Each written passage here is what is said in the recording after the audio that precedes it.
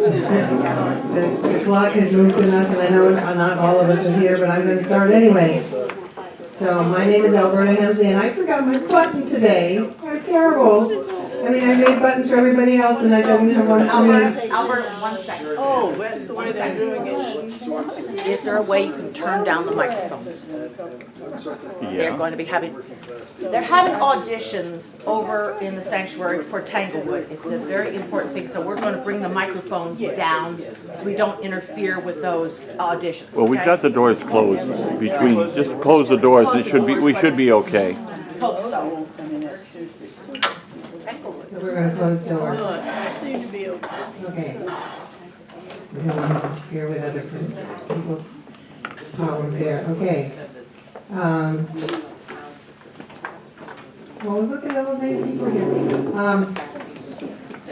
We have some wonderful things going on with us, around us. I'm really pleased about the 17th. I hope you've looked at the paper in front of you when you take it home. So that's just for the 17th. And Katie and I are still working out how to do time, so we'll figure that out. But in the meantime, we did what I think is a very nice compromise, win-win-win for everybody for the 17th of December. Does everybody see what we have there? We're going to have presents for the refugees, and we're going to have the Queen City Balladeers come, and we're going to do group singing. Hot political songs, which should be fun. I'm looking forward to that.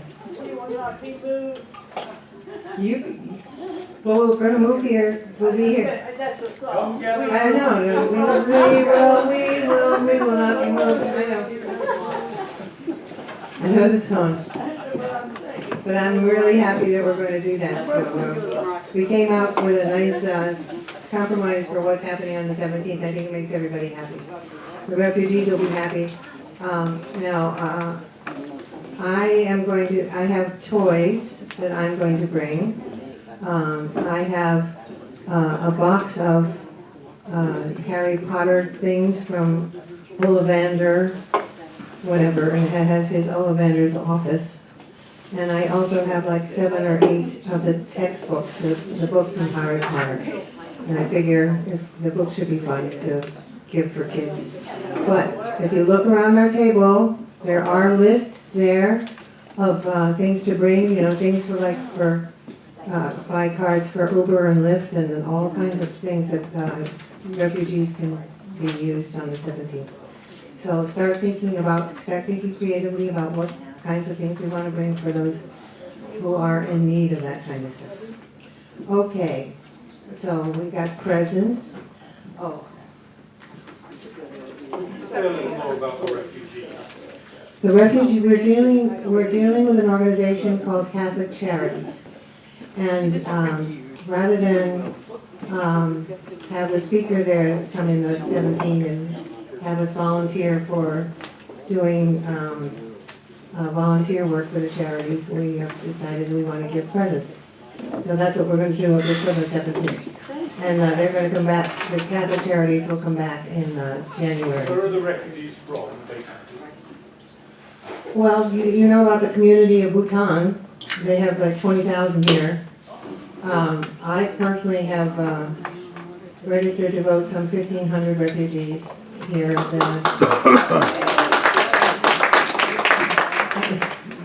Yeah, because there's 70. I've been doing this for 3 years. They do it for 70 every 2 weeks.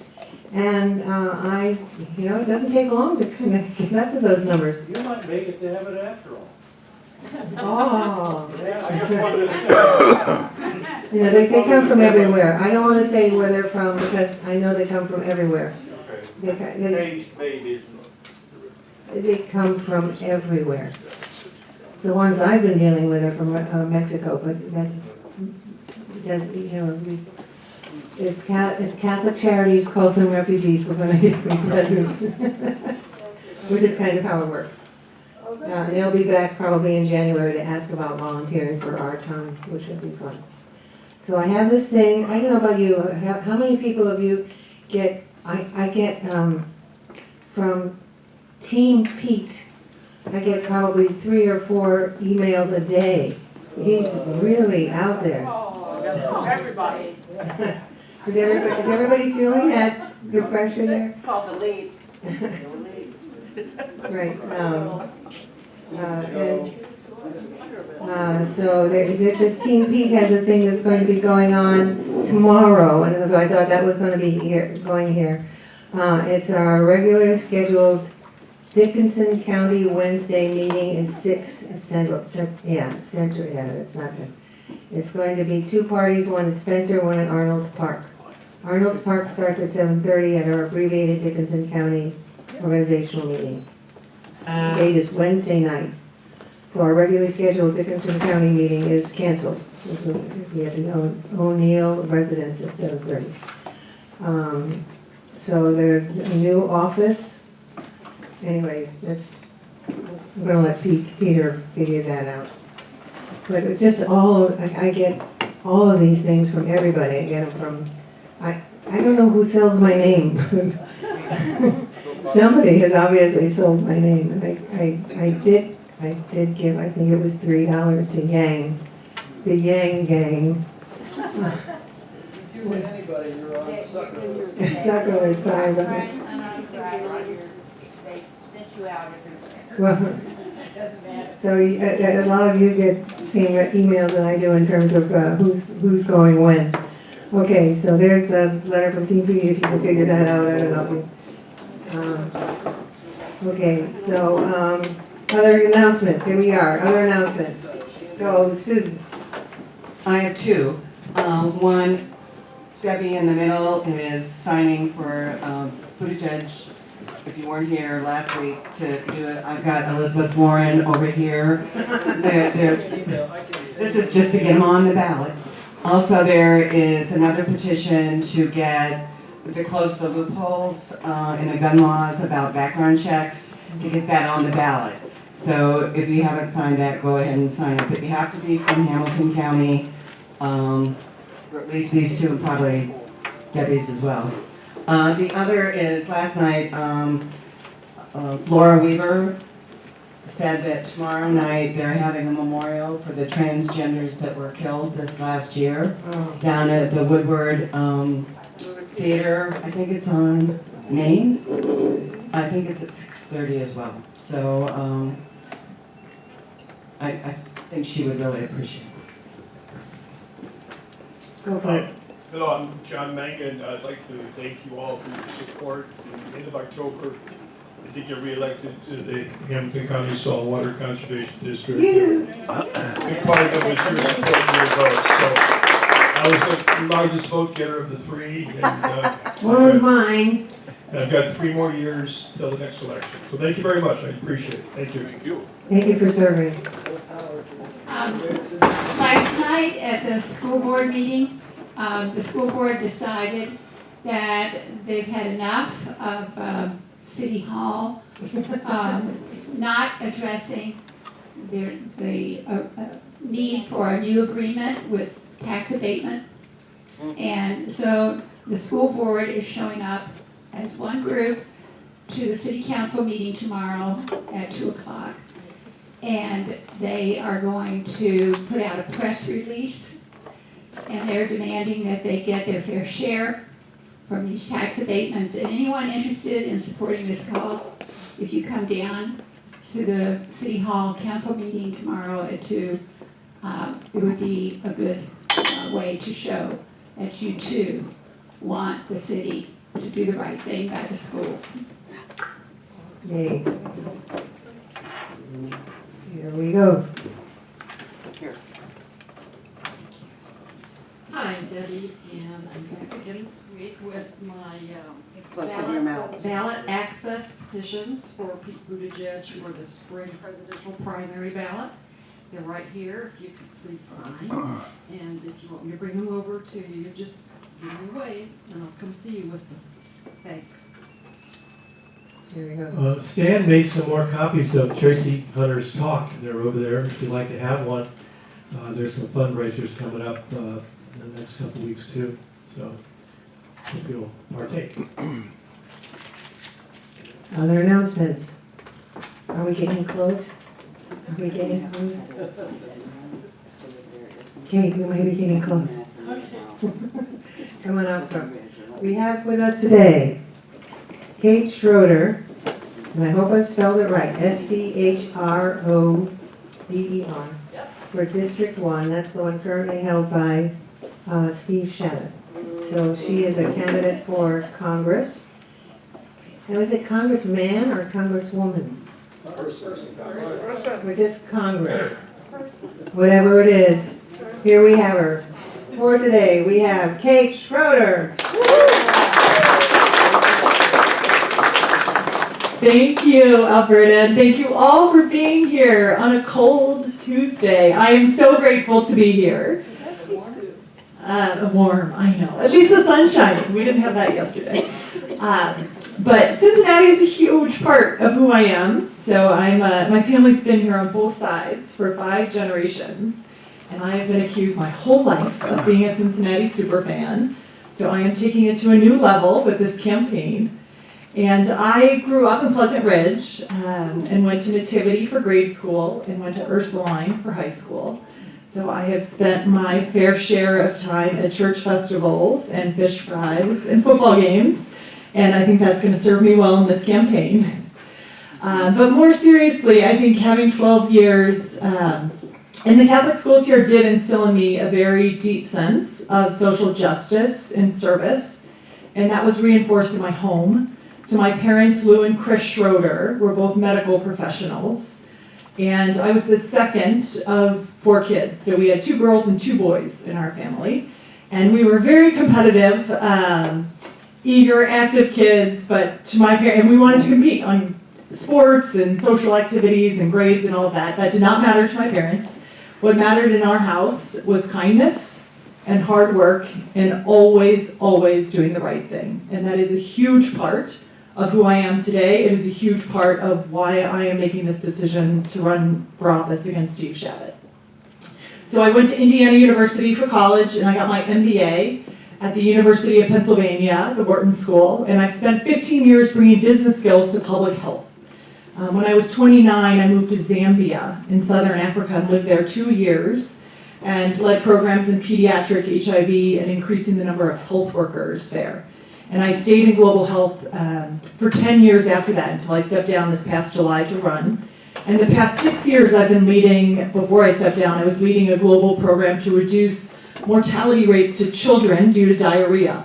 So it's the number 2 killer of kids globally. We lose 530,000 kids a year to this, and half could be prevented through vaccines and the other half through treatment.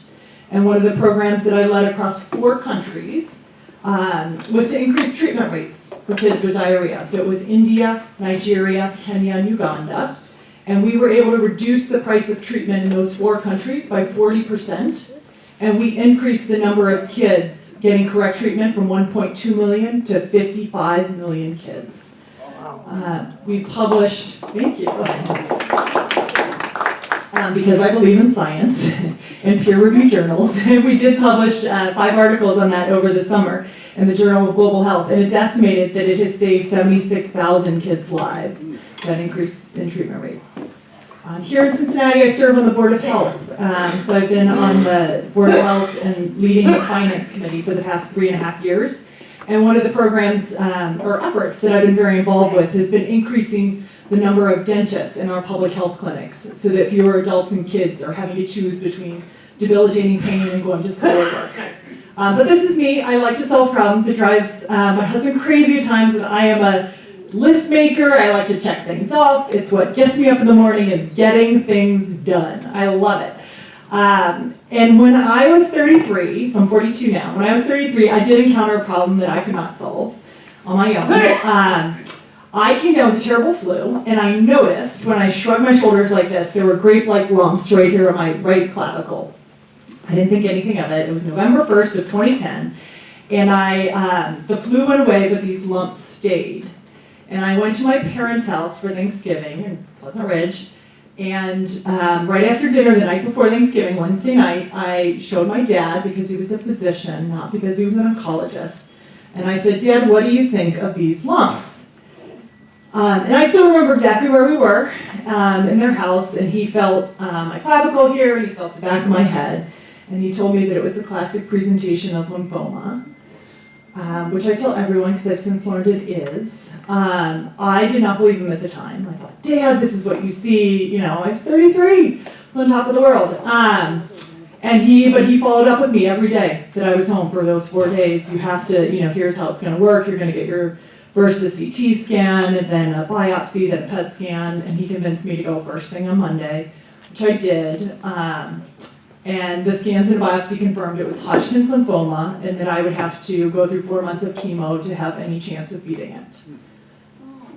And everything changed for me in that moment. All my big plans, I wasn't married yet, and more than anything, I wanted to start a family, and I hadn't done that yet. And continuing to build my career. And it just, these things that were so important to me suddenly were out of my control and might not have been possible.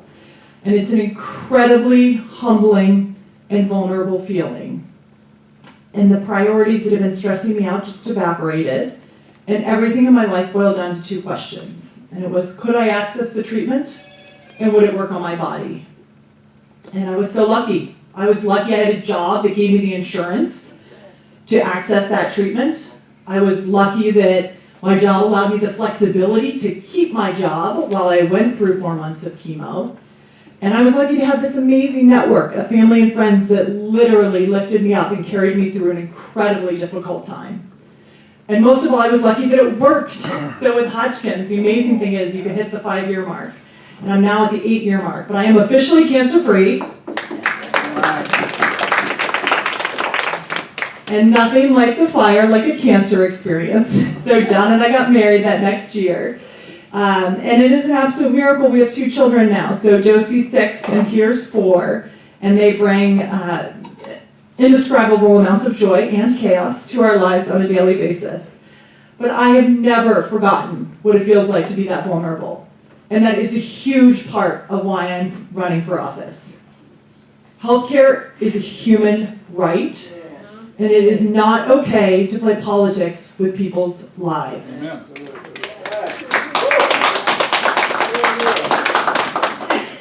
I feel so strongly that our country has so many real and pressing issues that deserve attention, whether it's healthcare, the opioid epidemic, climate change, criminal justice reform, immigration challenges.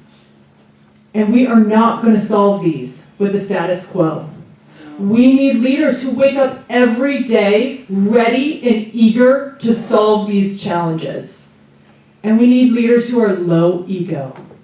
I say, I'm a mom, I know how to de-escalate, I do it every day. We have even basic things that are nonpartisan, whether it's our Brent Spence Bridge or the Western Hills Viaduct. Like, these are issues that we need people who can work with anyone to put partnerships together and get things done. And I feel so strongly about this. Healthcare is an area where I have a lot of personal passion and professional expertise. Shabbat has voted over 50 times to take healthcare away without any alternative plan. He has voted against protecting pre-existing conditions, even though he promised he would protect them. He's now voted twice against protecting pre-existing conditions. And that's not okay. It is personal to me. These are people's lives. And it is not okay to make a political point and put people's lives at risk. I feel equally strongly on gun safety. We are losing 100 Americans a day due to gun violence. That is 5-6 times the rate of any comparable country. This is a public health issue. If we are in any, we are banned from studying it. The CDC is banned from studying it. I mean, that is crazy. And Shabbat has taken more money than any other member of the Ohio delegation from gun lobbyists. He's voted twice this year against expanded background checks. I feel so strongly. I mean, these are, one of the things that I like to compare it to is with cars. We had cars for a little while before we had seat belts. And when evidence came out that seat belts reduce the number of vehicle deaths, being pro seatbelts was not being anti-car ownership. These two can coexist. And I think we need to get that out there. And we need leaders with the moral courage to stand up and do the right thing. I mean, my kid's, Peter's 4 this year. Last year when he was 3 in preschool, they started active shooter drills in his school. It is awful. As a parent, I mean, as the teacher, these teachers and daycare providers are apologizing as you're picking up your kid. I mean, it is terrible that we're going through this. And I think I feel so strongly personally about this issue. I think we need leaders who have the moral courage to stand up and do the right thing on these issues and not be influenced by money. But those are two of the issues. I will just say, I think one note of optimism is this seat is winnable. We have been through this. I mean, I'm from here. Shabba was elected in '94 when I was in high school. So this is personal. I got a lot of people telling me, oh, just wait, in 2 years it'll be, we won't have the gerrymandering issue and this will be a more winnable, easier to win district. And I'm like, absolutely not. We cannot give Shabbat another 2 years just because the lines are drawn the way they are. Is not acceptable that we can have someone who is not representing us for another 2 years. So part of the good news, of the 40 seats we flipped in the House last cycle, how many of those, does anyone know how many of those were more Republican than the 1st district? 11. There's a path. And the primary profile of the candidates that won in those districts, first-time female candidates. And one of the most common backgrounds was healthcare, because that is the #1 issue for voters. The other thing I will say is AFTAB made a lot, and all of us, I'm sure, in this room worked our tails off on that. He made a lot of headway. His results, which ended up 47 to 51, if you take those same results on 2020 turnout projections in a presidential year, and you look at the demographic changes, which are minor, but some, Hamilton County's had more growth, Warren's gone down a bit. It's down to 2 points, his same results. So that's a reason for optimism. And I think it is winnable. It is hard. Shabbat's going through his own issues, as many people have probably seen in the paper, with his former campaign manager, Jamie Schwartz, who's turned himself in, and will be indicted around felony embezzlement charges. So there's a lot going on in there that is making this seat more winnable than ever. And we have also never elected a woman in this seat. And that is something that I am personally, as a mother of a daughter, as someone who feels that it is important that women have equal representation at all levels, that is something that is especially motivating to me as well. So I am excited to raise my hand and work for this. I stepped down from my job to do this full time. In July. We've had a great start, really excited and enjoying it. And I'm grateful to all of you to come out and listen. I promise to bring an attitude of humility and service to this campaign. And should I have the opportunity to serve, to the office as well. And I take it very seriously. I am grateful. The only way to do this, it's not about me. It is about all of us. And what can be possible through the ripple effects of our broader networks and in our communities, and all of us coming together to say that enough is enough, and that our community deserves better leadership. So thank you for being here. I am so grateful, and I'm happy to take any questions that you might have. If you could wake up tomorrow and see the healthcare system you wanted, what would it look like? I've lived in 3 countries with a national health service. It works. Yes, I mean the metrics that I care about in healthcare are access, quality, and affordability. So I want a healthcare system where everyone has access, that is affordable and has quality. I think given where we are, I mean it's interesting, in my global health work, we actually work in some countries to help them build their health systems. I think if you can start out, if you're starting from scratch, there are opportunities to do a single payer that work very well. I think in our current system, the right next step for us here is to pursue a public option where anybody on the exchange can buy into a public option, or any company can offer it. The Buttigieg system. Yes, I mean, there's a Markley bill that I would support on this. I mean, I think you have to have it compete for a bit so that people can see that the public option is higher quality, more affordable, and we move people that way. We continue to reduce the age for Medicare. I think one of the biggest opportunities I see is around prescription drug prices. As some of you in the room may know, we are the only country I'm aware of in the world that does not negotiate when we buy prescription drugs. That is crazy. I mean, we are leaving so much on the table. We're the #1 buyer for these drugs from, in Medicare and Medicaid, and we are letting pharma companies come out and say, this is what the price should be. Like when the Hep C drugs came out a couple of years ago, these very good new drugs, $80,000, they picked that. And Congress is banned from negotiating. A law was passed to ban it right now, and that is crazy. There is a bill the House is putting forth to overturn that. It's called lobbying. Yeah. Yeah. I mean, you have to, but it's possible. There is a way around that. I mean, I think this is something we worked on overseas quite a bit, is where you have, like in HIV medicines, for a while the price was $10,000 per patient per year, and they were only selling into US, Europe, and Brazil, even though 90% of the patients were in Africa and Southeast Asia. And we were one of many partners that got involved in that to say, let's change the market dynamics. Let's change this from high margin, low volume, to higher volume, lower margin. Pharma companies, we understand you need profit to invest in R&D, that some of that is reasonable, but we've got to get access. And there are ways to bring them to the table to do that. We need to do that here. Like, it is crazy that we are leaving that on the table. It is making healthcare so prohibitive for so many families. Oh, sorry. Testing. Coming in a question. Healthcare issues are not rocket science, they're politics. I mean, we know how to do this. It's like they choose not to. The system is built on making a profit rather than maintaining or creating health. And as long as that's what it's not going to work as long as we got it that way. And it's crazy. Question.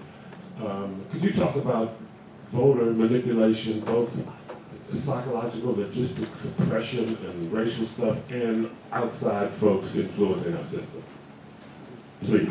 No, I wish we had all afternoon. No, it is very scary, I think, to start at the highest levels of the influence that's going on with our administration right now in this Ukraine thing. I don't know how many of you are following that, but it is everyone. Yeah, I mean, it's horrifying to me, and I think it should be nonpartisan. This is what our Constitution and the separation of powers was designed to prevent, was from another country.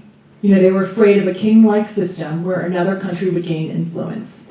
And if we don't have enough evidence of that now, my gosh, like, when will we have enough? I think it is super concerning, and I am beyond disappointed by Republicans who are taking a party line and refusing to acknowledge some of the facts on the table here.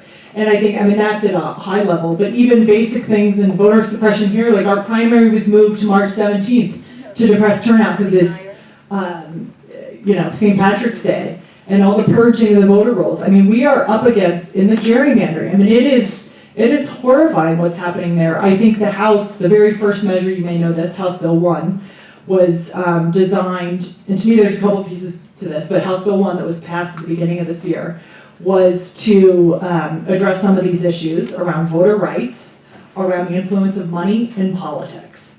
And those things to me also go hand in hand. As somebody, who got into this race, you learn, we do not make it easy for people to run for office, and it's why we have mostly millionaires who are able to fund their campaigns. I'm not taking corporate PAC donations, and it makes it super hard for everyday individuals to raise their hand and put themselves out there. So those issues are threatening our democracy at every level, and I appreciate that you raise them. This business of buying in, I don't trust it. I lived in other countries also with national health. My kids were born in England. You didn't donate every month or pay every month. It came from, we were students at the time, but what you made, some of it was taken for national health, which is fine. My fear is what's happening to Obamacare, and people can't always afford Obamacare either. And that's a problem. And we're into this idea of buying in, and I think it's really terrible. I think that we need to really look at it and say, no, we're gonna change the system. And I know it's gonna be hard because you've got the billionaires and those huge buildings for healthcare, so-called. So really, I'm very angry about it. I've lived in 2 countries, one with national health and one where it was run by nonprofits. I never saw a bill, but yet I know I was putting towards it. Yeah, right. And so this whole fear of how much you're gonna have to pay for insurance, it goes right in with buy-in. Yeah. A couple of just quick responses to that. I do think, to your point about the ACA, I mean, the Affordable Care Act, to me, is the floor. You know, it is, we have got to build. I am worried that, you know, many of you probably saw the first data came out a couple months ago, that since ACA was passed, for the first time a few months ago, the number of uninsured has started to go up. And that is because they've gotten rid of the mandate, they've gotten rid of the navigators, the marketing support. We know the subsidies aren't large enough. That was designed from the beginning to help make it fail by not making the subsidies large enough, so it was too expensive. And we have got to shore up even the system as we're looking at the broader systemic change. Well, that's what I feel is going to happen if you start out with buying in. Because look what's happening to Obamacare. You've just got to change the system. And I think we have to bite the bullet for that. And this other business, it'll be destroyed. The next election or 2 elections later. Is there a Democratic primary? I'm sure I'm supposed to know this, but, and if so, are there other candidates and how many, and why should you be the one? Yeah, great question. No, there is. So there's one other woman who's entered right now. And I think she spoke to this group a little earlier. Her name's Nikki Foster. She lives up in Warren County, and she is a very nice person. I actually really like Nikki. We sat down before this and agreed no negative, and we will support whoever gets out of this. I will say I would not be running if I thought Nikki could beat Shabbat. I think it is really hard to beat Shabbat from Warren County. So 80% of the Democratic votes are in Hamilton County, 20% are in Warren County. So I think that's very hard. Warren County is not going to be in the district in 2 years either when it becomes a Hamilton County district. The other thing I will say is, one of Shabbat's main tactics is to say you're not one of us. And so I think one of the advantages of being from here can help take another thing away from him there, and then just being really strong on fundraising, which you need an arsenal to be able to go up against him. And we've had 18 elected officials in the district endorse so far, and I have all 18 of those endorsements. And doing this full time, I think, can really make a big difference. Thank you.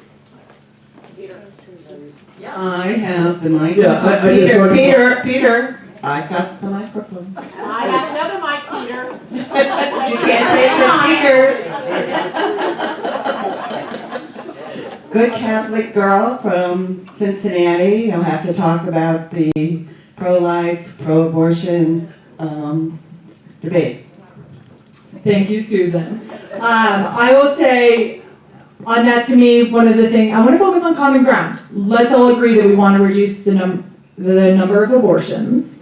I think the best way to do that is by expanding access to family planning and contraception. Number one, evidence-based way. And we should all be focused on that. I do think I also believe that women should be the ones who, with their doctors and with their families, have the ability to make the right decision for their family and for their body.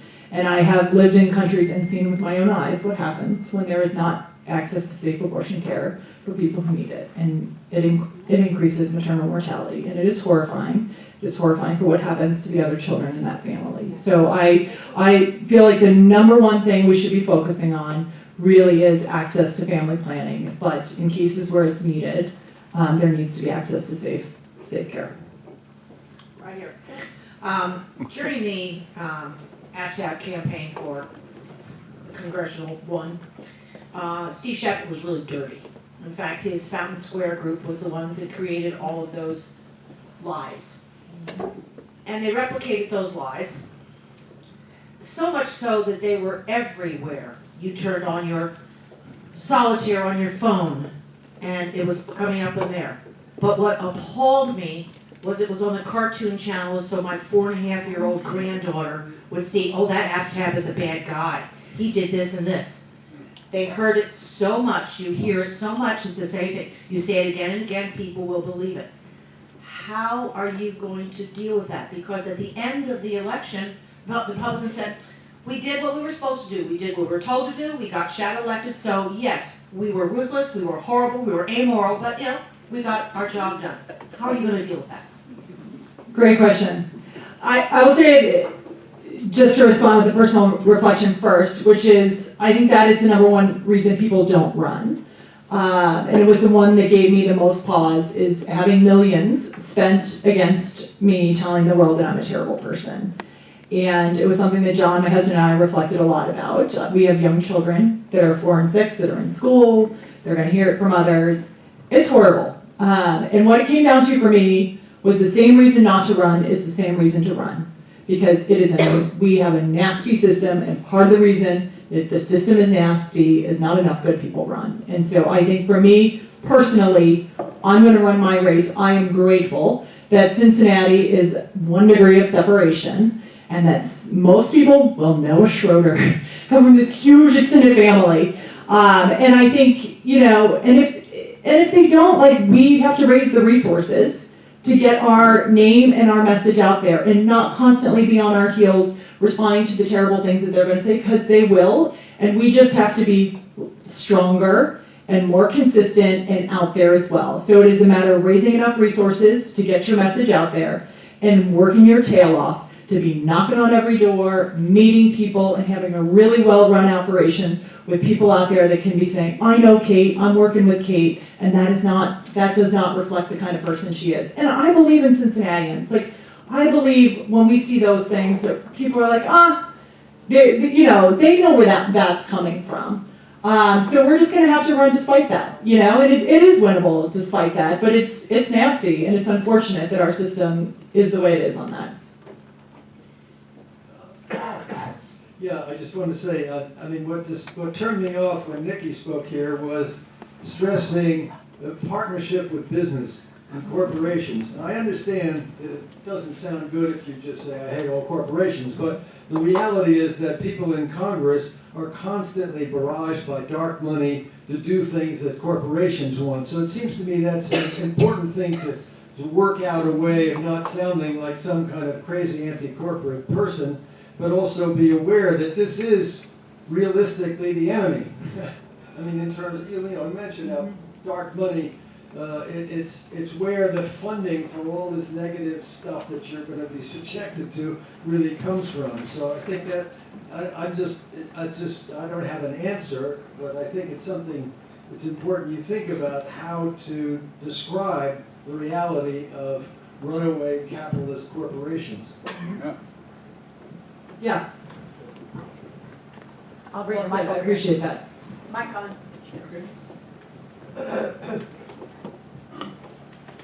I wonder if you could tick off for us kind of resume style the organizations and positions you've been in. We get a sense that you've been doing health work in a global sense, but if you could give us a little about the specifics.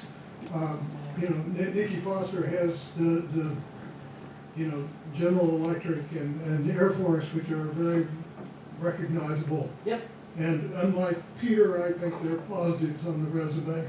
And I think probably a lot of people in the first district do. But I'd like to hear about the organizations you've been with and the foreign organizations and the NGOs that you've worked with. Great. So I actually grew up thinking, so I grew up in this medical family, and I initially thought I would go into politics and policy. So my first job out of college, I was a legislative correspondent for Senator Evan Bayh in his DC office. So I worked on the Hill. That was in 99 to 2001, and I thought, holy moly, nothing gets done.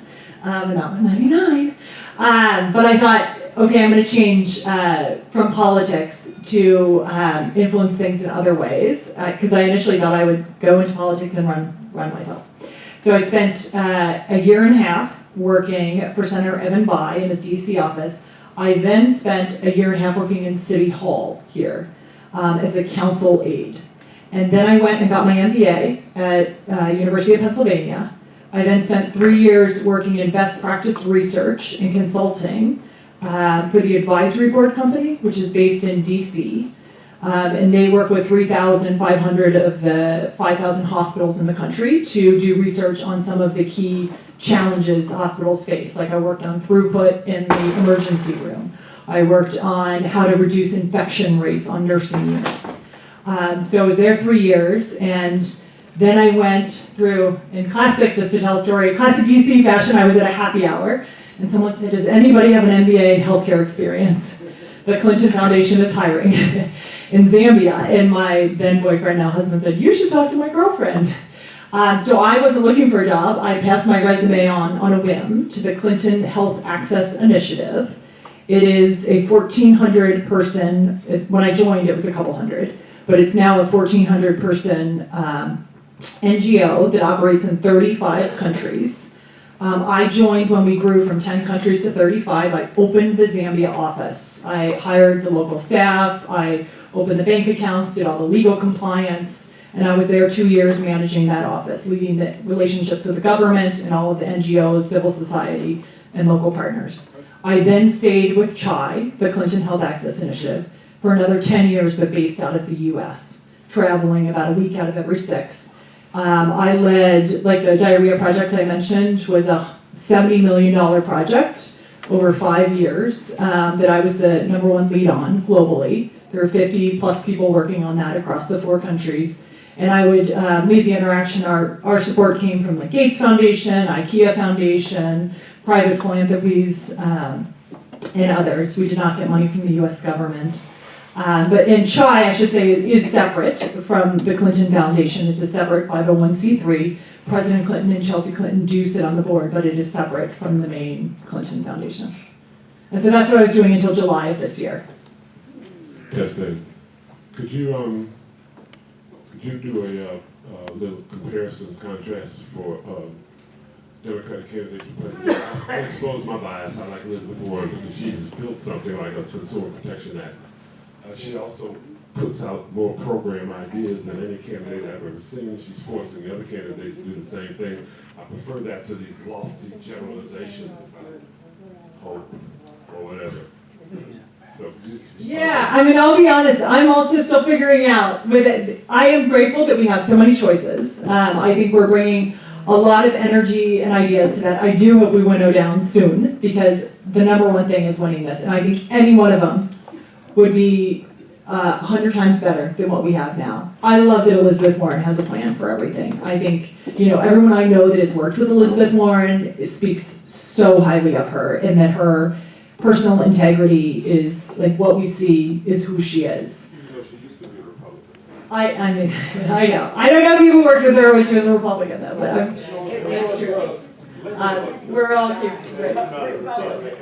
But honestly, I'm excited by a lot of them. I was up at the state dinner. I'm sure some of you might have been there, where a number of them spoke. Amy spoke, Mayor Pete spoke. Yang spoke. I love his sense of humor. His closing line was, what better in the face of our current president than, an Asian guy who loves math. I think there's a lot that they're bringing to it. So I am not at a point yet where I'm aligned with one candidate, but I think there's a lot of strengths that they're all bringing to the conversation. I'm super excited to win at all levels in 2020. I worked for Cranley when he was a member of council. Because I had I took a month off to work on his congressional campaign. And when he was appointed to city council after he lost in Congress. And so he was 26 at the time and I was 23. And we were very proud. We introduced more legislation than any of the other 8 council members combined at the time. So it was very active. But I learned a lot being in City Hall. Sorry to bring up an elephant in the room, but there is another Catholic issue that's been featured on television and radio lately. You care to comment about the issue of priests and children? I haven't read the latest articles. I think as a church, I am they're not words for how deeply concerned I am about some of the abuses that have gone on in the church, and I think it is important, if the church wants to continue to survive and thrive, that we have to acknowledge what has happened and address it in a real and meaningful way. I'm not asking this question out of... Put it closer to the mouth. I'm not asking this question to embarrass you, just curiosity. Yeah. I know it's not a requirement that you live in the district you represent. Do you live in District 1? 100%, yeah. I live in Clifton. I would not run. I know it's not a requirement. I'm just saying. I was just curious, like I said. Yeah, but from a personal standpoint, who I am, I would not run to represent Mary that I don't live in. But yes, I do. If you did, you wouldn't be the first one. Yeah. What is your opinion of the gun control? That's the other elephant in the room. Gun control. I mean, I feel very strongly there are a number of measures we need to pass around. We need to expand background checks. So as folks know right now, it is just if you buy at a private licensed dealer, you receive a background check. Not if you buy online, private sale, or at a gun show. I met a gentleman this is probably 2 months ago now, who's in his late 20s, who told me when he was 21, he went to go buy a gun to kill himself. And he went to a pawn shop. And because it was a licensed dealer, he went through the background check and he failed because he had recently received mental health services. And he said if he had gone through the other channels, like through a private sale or gun show, he would have killed himself and would not be here today. So I think that's a big one, the assault weapons ban, the red flag laws, the need to allow CDC to study what is most effective in reducing gun violence. I'm supportive of all of those. So you shrink the whole thing down progressively, so that very few people could end up getting guns. I mean, who the hell needs a gun? When I find out a person owns a gun, I ask them what militia they belong to. If you read the Second Amendment. Yeah, he's entitled to a musket. I mean, there's a lot of things too. I mean, Moms Demand Action, I don't know how many of you are involved in that, is a phenomenal group. And I did their training around, there's a lot of training too as a parent or someone, what are the questions that you ask when, your child's going somewhere.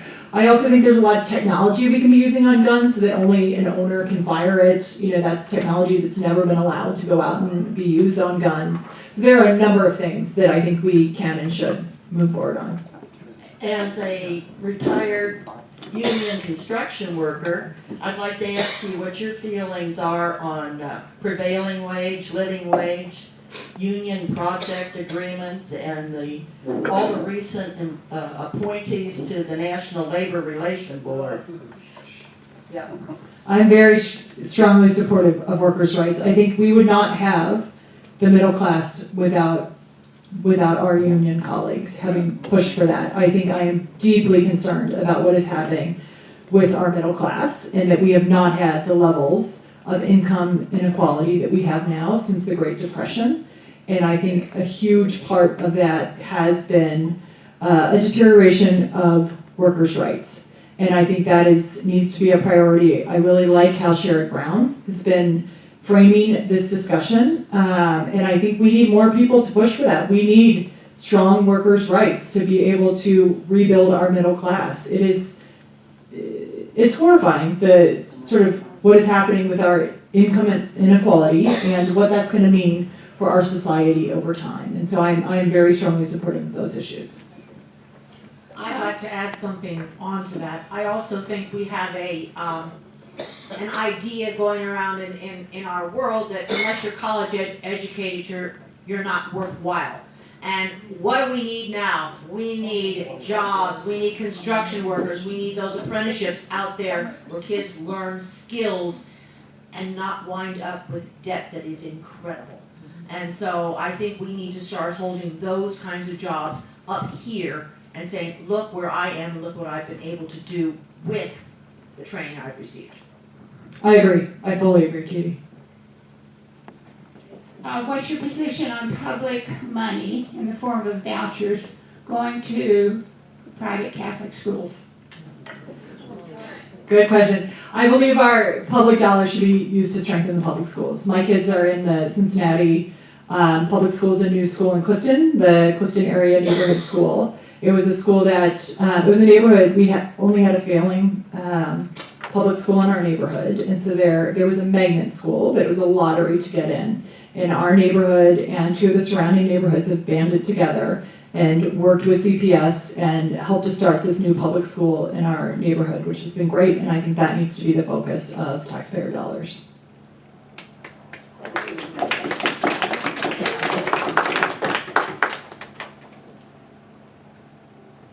I think you'd be excellent. I wish you all the luck in the world. I really do. Thank you. Well, that's a good thing. For anyone who wants to get involved, Andrea with my team is here, and we are looking for volunteers and supporters in any way. Help spread the word. I'm a first-time candidate, so really getting the word out there for those of you on social media, like our Facebook page. Comment on things. This makes a big difference, and tell a couple of your friends about me. Like, that really makes a difference, and this is not going to be possible without a collective effort from all of us. So thank you for coming and listening. And the last thing I'll say is give me feedback. That is how, that's the only way we're going to win this, is through constant improvement and being, outworking and outraising and doing it the best we can together. And so thank you all, and I really am grateful to be here.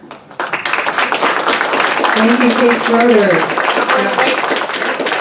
I would like to turn the mic over to Rob Weidenfeld now. He has an announcement for us. Here we go. Hi, everyone.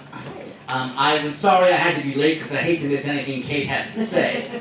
But I had a conflict, and I wanted to let you know I spoke to Kate earlier that I was going to be late. I just came from a press conference that was given by Connie Pillage right in front of the courthouse this morning, where and that was actually at 12:15, she announced that she is now a candidate for the county commission.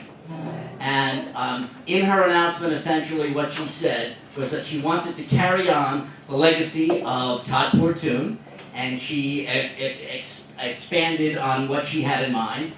She was asked a question by one reporter that was there, about how she's going to do the sales tax, which the county commission has just added on, and she said the problem right now with the budget, she said, is the worst deal that was ever made, and that was over 20 years ago with the Bengals Stadium. Mm-hmm. And she said, it's my position when that deal is over that we shouldn't be funding it any longer.